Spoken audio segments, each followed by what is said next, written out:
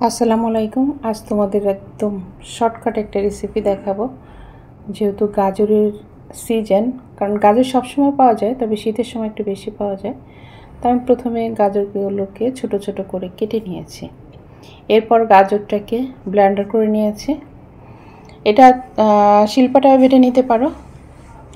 এরপর কড়াইতে ঘি দিয়েছি, ঘি, চিনি, দুধের গুঁড়া আর হচ্ছে ডিম।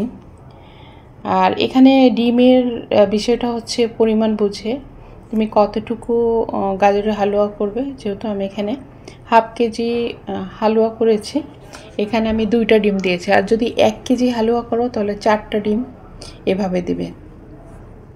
এই হালুয়াটা খেতে কিন্তু দারুণ মজা, বিশেষ করে চালের রুটি দিয়ে খেতে খুবই মজা লাগে। তোমরা এমনিও খেতে পারো। তো ফাইনালি দেখো আমার গাজরের হালুয়া হয়ে গেছে।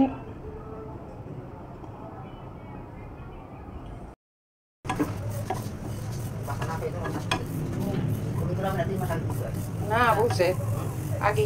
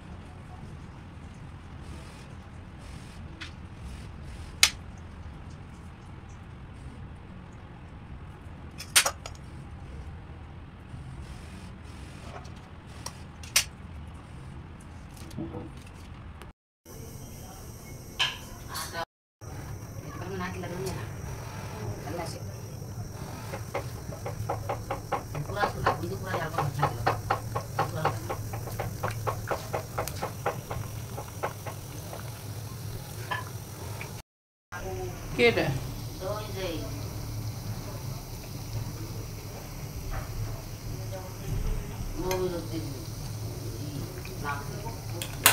কি